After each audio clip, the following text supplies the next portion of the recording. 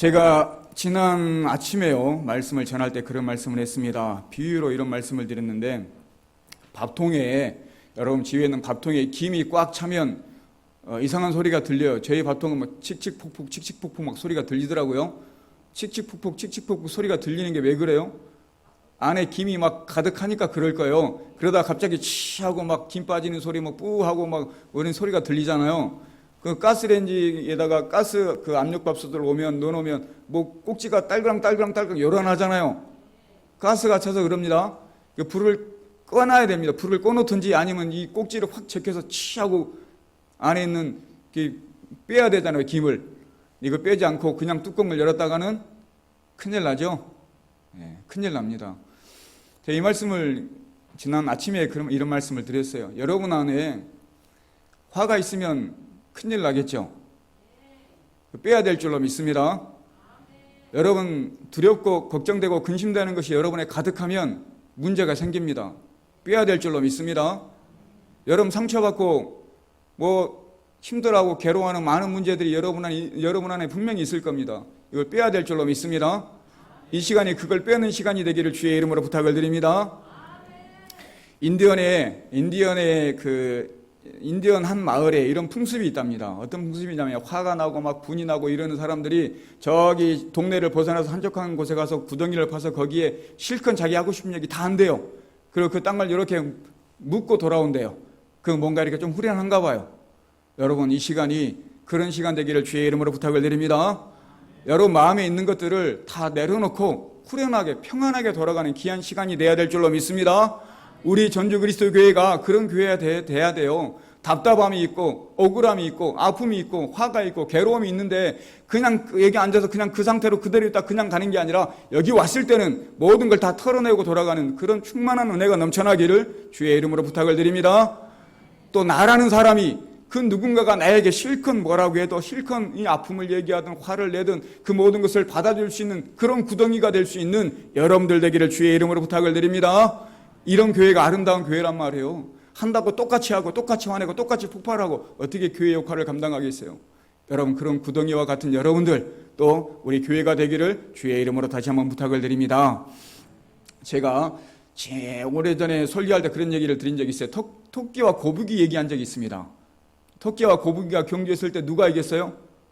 거북이가 이겼습니다. 토끼가 이길 것 같지만 토끼가 왜 졌습니까? 중간에 낮잠을 잤어요. 이 거북이가 자는구나 하고 엉금엉금 계속 살금살금 몰래 기어가서 들어간 거예요. 먼저 제가 그때 그런 말씀을 드렸어요. 이 땅에 이 세상이 거북이가 혼자 들어가는 게 아니라 토끼를 깨워서 토끼의 손을 붙잡고 같이 가는 세상이었으면 좋겠다, 이런 말씀을 드린 적이 있습니다. 여러분 기억하실려나 모르겠어요. 우리 전주 그리스도 교회가 그런 사람이 있거든, 잘됐다, 나 먼저 가자, 이런 게 아니라 같이 깨워서 손잡고 같이 들어가는 여러분들 되시길 주의 이름으로 부탁을 드립니다. 세상은 절대 안 그래요. 자기가 더 많이 가지려고 해요. 자기가 더 높아지려고 해요. 자기가 더 잘났다고 큰소리칩니다. 교회는 그런 것이 아닙니다. 여러분 함께 손잡고 가야 될 줄로 믿습니다. 여러분 세상 사람들이 여러분을 다 상처 주고 힘들게 하고 다 무시하고 여러분 손 안 잡고 자기들이 그냥 먼저 갈지라도 살아계신 주님은 여러분 손 꼭 붙잡고 같이 가신 줄로 믿습니다. 절대 외로워하지 마시기를, 걱정하지 마시길 바랍니다. 세상 사람들 여러분 다 버리고 심지어 자녀들이 여러분들을 버릴지라도, 그러면 안 되겠지만 그런다 할지라도, 여러분의 남편과 아내가 여러분들을 버린다 할지라도 주님은 절대 여러분 손을 놓지 않고 끝까지 붙잡고 함께 가시는 그 주님이신 줄로 믿습니다. 그 주님이 여러분을 위로하시고 여러분들을 축복하시고 여러분과 함께 하십니다. 오늘 본문의 말씀에도 여러분 잘 아는 베드로라는 사람이 나와요. 제가 이 말씀 풀어주지 않아도 여러분 수없이 들었습니다. 이 말씀을 제가 풀지 않겠어요. 이 말씀 베드로에 대한 얘기는 물고기를 잡으려고 그물을 수없이 던져서 밤이 새도록 던졌더라. 밤이 새도록 그물을 던졌는데 한 마리라도 잡았어요, 못 잡았어요? 못 잡은 것도 기적이에요. 한 마리라도 못 잡은 게 기적. 밤이 새도록 던졌는데 어부가 고기 한 마리 못 잡을 수 있어요? 근데 나중에 예수님이 던지란 곳에 던지니까 많이 잡혔어요, 안 잡혔어요? 그 호수에 고기가 있다라는 얘기, 없다라는 얘기요. 고기가 있는데 한 마리 못 잡았다니까 날이 새도록 주님 만나려고 그런 것 같아요. 여러분 제가 빙 항아리가 은혜라는 말씀을 드렸습니다. 그렇죠? 빙 항아리가 은혜였더라 그랬어요. 포도주를 채워주셨잖아요. 여러분 빈 그물이 은혜인 줄로 믿습니다. 밤이 맞도록 던졌는데 아무 효과가 없어요. 아무 은혜가 없단 말이에요. 아무 무슨 물고기 한 마리 없어요. 하지만 놀라우신 주님 만난 줄로 믿습니다. 이게 은혜인 줄로 믿습니다. 베드로가 그물을 던졌는데 한 마리 못 잡았어요. 이게 그냥 베드로 얘기뿐만 아니에요. 저와 여러분 마찬가지입니다. 저와 여러분들이 잠을 안 자고 고민하는 문제들이 있어요. 잠은 안 자고 고민하는 문제들, 남편 문제, 아내 문제, 직장 문제, 재물 문제, 자녀들 문제들이 있단 말이에요. 근데 하나도 해결 안 돼 있어요. 그게 빈 그물이란 얘기입니다. 내가 올해는 술을 끊어봐야지. 끊어보려고 노력하는 항상 그 자리예요. 우리 가정이 좀 행복한 가정생활을 하기 위해서 내가 정말 참아보고 노력하고 인내하고 잘해보려고 하는데 우리 가정이 항상 형편이 안 좋아. 이게 항상 내가 그물을 던지고 밤새도록 노력하면서 던졌는데 빈 그물이란 말이에요. 내가 병낫기를 항상 기도했는데 이상하게 기도하고 또 기도가 열심으로 했는데 돌아온 건 빈 그물이요. 병은 그대로 있어요. 이게 베드로가 그물을 던졌지만 빈 그물만 돌아온 것처럼 우리 인생이 그렇더라는 거예요. 열심히 한다고 했지만 다 풀리고 잘 되면 좋겠지만 그러지 않더라고요. 여전히 문제는 남아있고 여전히 힘든 것들이 많더란 말이에요. 오늘 그 문제를 우리가 어떻게 해결할까? 오늘 그 말씀을 드리고 싶어서 본문 말씀을 선택했어요. 이렇게 절망하고 힘들어하고 베드로가 다른 어부들은 물고기를 싣고 잡은 물고기를, 근데 베드로는 그물을 싣고 있는 신세요. 근데 주님이 오셔가지고 말씀하시면 다시 한번 그물을 던져보자. 이렇게 얘기했어요. 하나님 말씀 보시겠습니다. 5장 5절인데요. 하나님 말씀 5장 5절인데 본문 말씀인데 시몬이 대답하여 이르되 선생님 우리들이 밤이 새도록 수고하였으되 잡은 것이 있다고요 없다고요? 없습니다. 주님이 다시 한번 해보자, 다시 한번 던져보자 이렇게 얘기할 때 여러분들은 뭐라고 하시겠어요? 다시 한번 너 그렇게 열심히 기도했는데 너의 가정 형편 그대로고 너의 질병 문제는 그대로고 다 그대로야. 그러면 그럴 때 한번 다시 해보자 이러면 여러분 뭐라고 하실 거예요? 주님 힘듭니다. 너무 지쳤습니다. 할 만큼 했습니다. 한다고 했는데 이 모양입니다. 또 하라고요? 이렇게 얘기할 수도 있을 거예요. 근데 베드로가 어떻게 얘기했냐면 그렇게 얘기하지 않았어요. 베드로는 내가 밤이 새도록 내가 수고해서 그물을 던져봤지만 잡은 것이 하나도 없습니다. 이걸로 끝난 게 아니라 그러나 내가 말씀에 의지하여 그물을 내리리이다 하고 얘기했어요. 내가 한 마리도 못 잡아. 할 만큼 했습니다. 할 만큼 했는데 그래도 또 주님 말씀하시니까 선생님이 말씀하시니까 내가 그물 한번 던져보겠습니다. 이렇게 얘기하는 거예요. 이 말씀만 보면 믿음이 막 좋아가지고 내가 주님을 믿어서 내가 그물을 던져보겠습니다. 이렇게 들릴지 모르지만 저에게는 그렇게 안 들려요. 그냥 그래 한번 선생님이 얘기하니까 제가 한번 던져보겠습니다. 될지 안 될지는 모르겠지만 그냥 성의 없는 대답 같아요. 확실히 찬 믿음으로 던진 게 아니라 그냥 성의 없이 한번 던져보자 하는 마음으로 던져본 것 같아요. 제 생각에는. 근데 제가 여러분들에게 말씀드렸지만 사울에게 하나님이 말씀하셨습니다. 여차여차해서 전쟁에서 모든 것을 진멸해라. 근데 좋은 송아지나 살찐 것을 남겨뒀어요. 왜 남겨뒀냐? 하나님께 제사하려고 남겨놨다 핑계를 냈어요. 그랬더니 하는 얘기가 순종이 제사보다 낫다 그랬어요. 순종이 이 자리에 형식적으로 나와서 예배 드리는 예배보다 한 1년에 52주인데 52주 예배 드리는 것보다 주님께 순종하는 것이 낫다 이렇게 말씀하시는 거예요. 근데 지금 베드로는 순종했어요 안 했어요? 순종한 겁니다. 믿음이 있든지 없든지 믿음이 크든지 작든지 의심이 되든지 안 되든지 순종하는 것이 중요한 줄로 믿습니다. 하나님 말씀은 틀림없는 줄로 믿습니다. 하나님 말씀은 틀림없어요. 내가 믿든지 말든지 내가 이것이 이상하게 생각하든지 말든지 하나님 말씀은 그대로 틀림없단 말이에요. 틀림없는 말씀을 순종하면 복이 넘칠 줄로 믿습니다. 하나님 말씀하시니까 의심스럽지만 내가 밤이 맞도록 던져서 수고해서 지금 녹초가 되고 지쳤고 피곤한데 또 던지라고? 다른 사람 같으면 안 했을 거예요. 근데 당신이 얘기하니까 내가 한번 던져보겠습니다. 어쨌든 피곤해도 순종한 겁니다. 저와 여러분들도 이렇게 순종하는 여러분들 되시길 주의 이름으로 부탁을 드립니다. 주님이 바다 깊은 곳에 가자고 했어요. 바다 깊은 곳에. 아니 바다가 얕은 곳도 있는데 하필이면 깊은 곳에 가자고 예수님이 말씀하셨습니다. 왜 깊은 곳으로 가자고 했을까? 어부가 상식적으로 생각할 때 깊은 곳에서는 그물을 내릴 때 고기들이 싹 도망가요. 이 깊은 곳에서는 그물로 고기 잡기가 힘들어요. 근데 깊은 곳에 상식적으로 안 맞아. 지금 베드로 생각에는. 근데 예수님이 깊은 곳으로 가자 했어요. 왜 깊은 곳이냐? 제가 생각해 봤어요. 왜 깊은 곳일까? 왜 물고기가 잡기 힘든 그 깊은 곳으로 예수님은 데리고 가셨을까? 예수님은 우리가 모르는 걸 알아요? 몰라요? 예수님은 베드로가 모르는 걸 알아요? 몰라요? 보물을 숨겨놓은 사람이 보물을 찾기가 쉬울까요? 어려울까요? 보물 숨긴 사람은 보물이 어디 있는지 알잖아요. 찾기 쉽잖아요.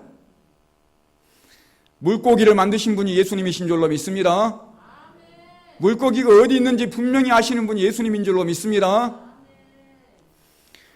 이 갈릴리 호수는 우리 집으로 얘기하면, 저와 여러분의 집으로 얘기하면 어항에 있는 물고기랑 똑같은 거예요. 여러분 어항 속에 물고기 몇 마리 있는지 알아요? 몰라요? 세모는 알아요. 어떤 놈이 튼실하고 통통하고 건강한지, 먹이를 잘 먹는지 이렇게 보면 안단 말이에요. 주님은 그 아무리 넓은 바다에도 다 아신 줄로 믿습니다.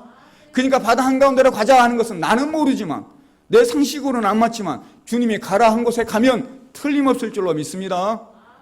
이게 순종이라는 것입니다. 저와 여러분들이 아무리 힘들고 어려워도 순종했을 때 복이 넘쳐나는 거, 6절에 보니까 그렇게 하니 고기를 잡은 것이 심이 많아 그물이 찢어지는지라 있습니다. 그렇게 하니, 이건 순종했다라는 얘기입니다. 그렇게 하니 바다 한가운데 깊은 곳에 가서 그물을 던져라 했더니 그렇게 했어요.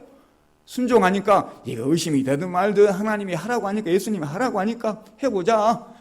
의심하면서 하든 뭐 불평을 가지고 하든 하라고 한 대로 했어요. 하니까 그물이 찢어지게 잡힌 줄로 믿습니다. 동무의 배까지 불러가지고 와락에서 두 배가 가라앉을 정도로 가득 잡힌 줄로 믿습니다.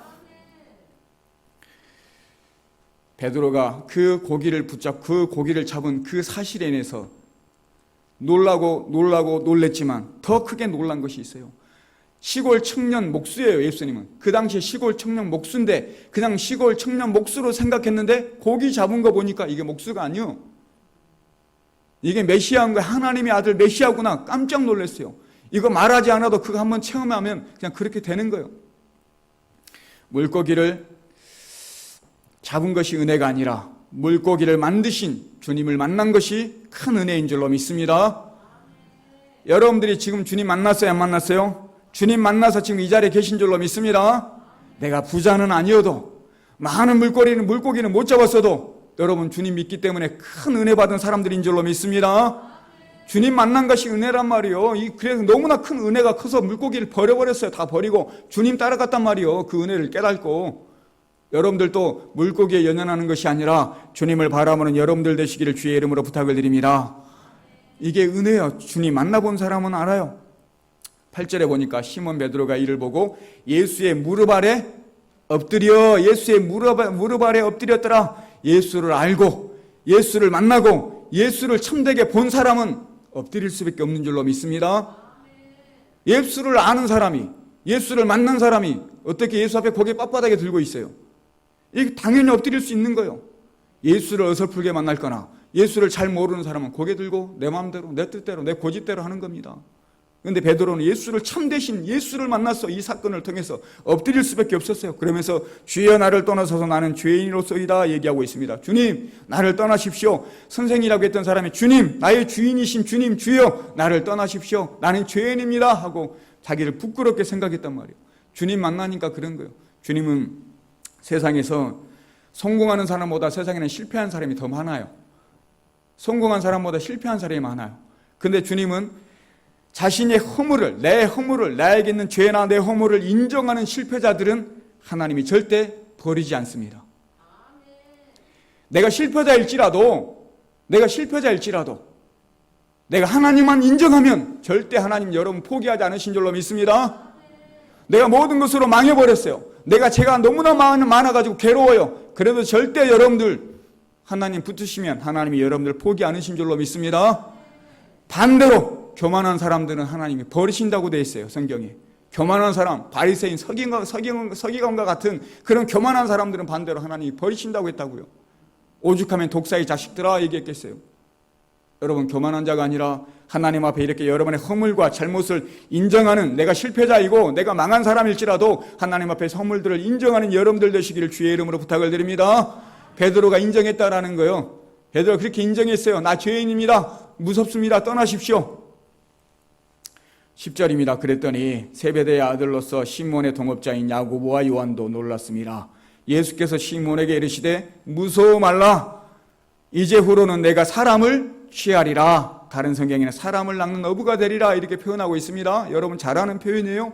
무서워하지 말아라. 두려워하지 말아라. 이제후로는 네가 사람을 낚는 어부가 되리라. 사람을 취하리라. 제약 속에 있는 사람들을 네가 건져내리라.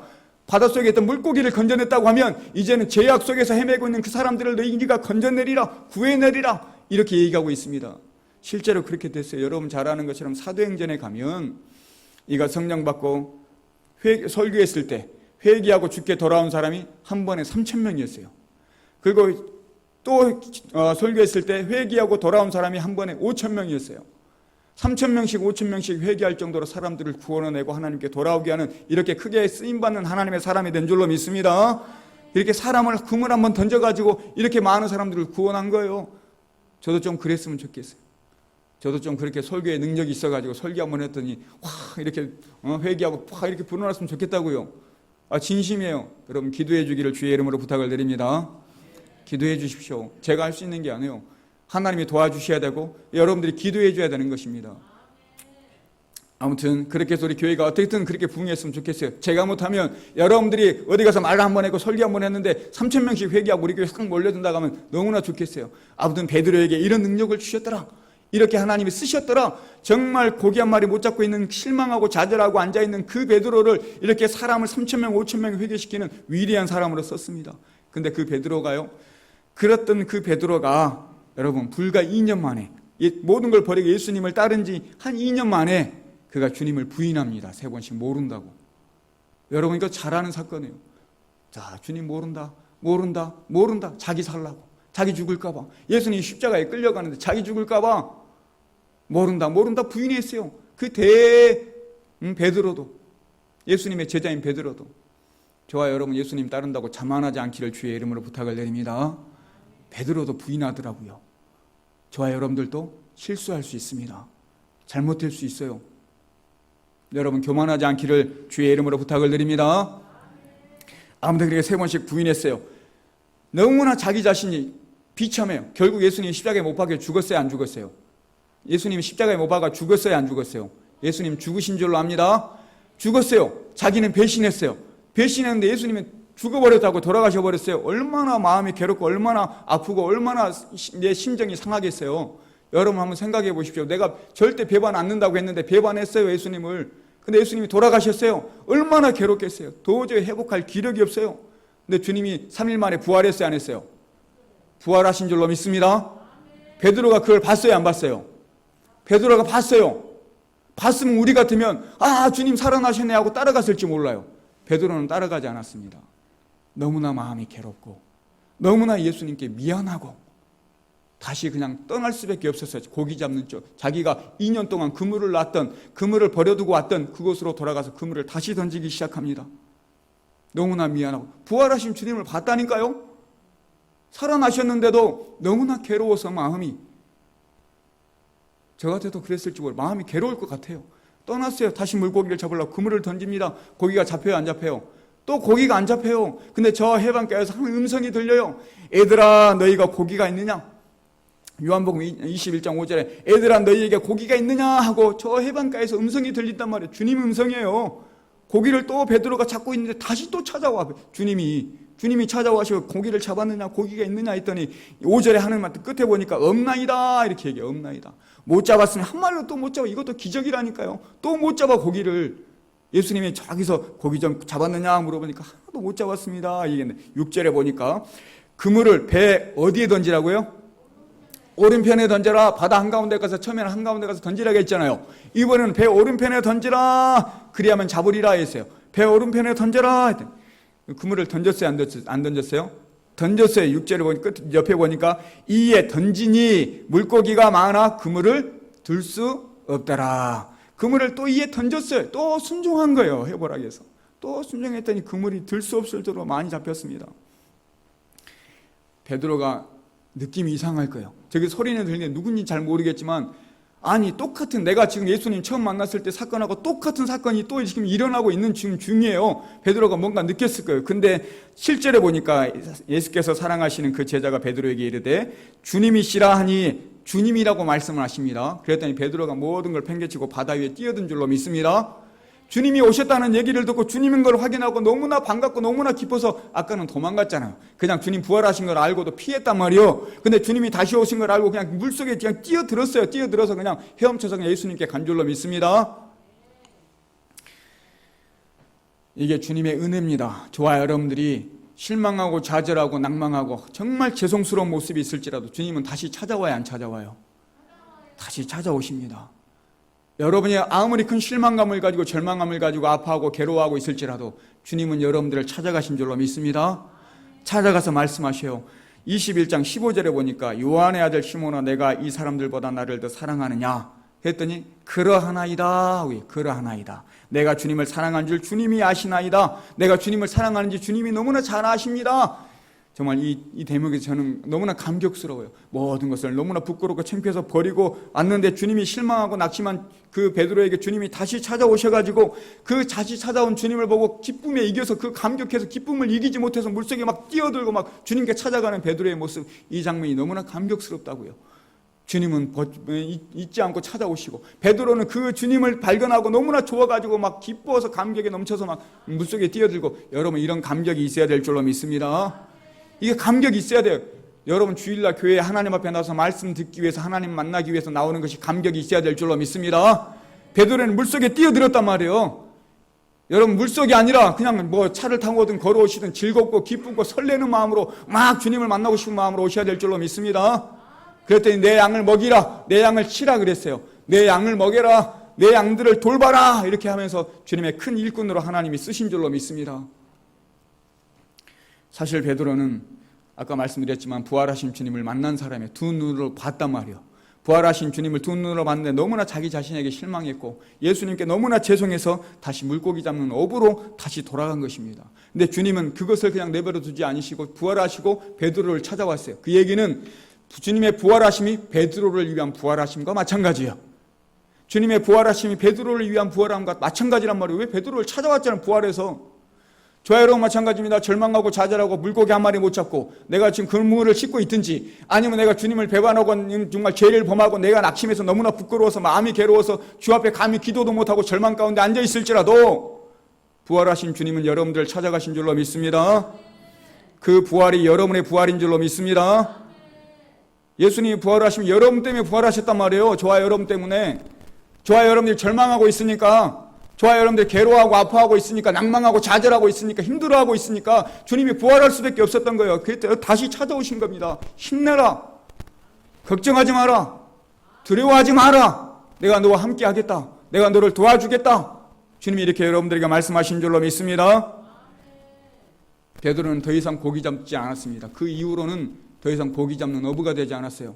진짜 모든 걸 버리고 사람을 낚는 어부로 살아간 줄로 믿습니다. 그가 진짜 모든 것을 버리고 그 인생에서 이제는 오직 흔들림 없이 주님만 따라갈 수 있는 인생이 될 수 있었던 또 중요한 계기가 있어요. 그걸로 끝난 게 아니라 오순절 마가의 다락방에서 성령이 임했잖아요.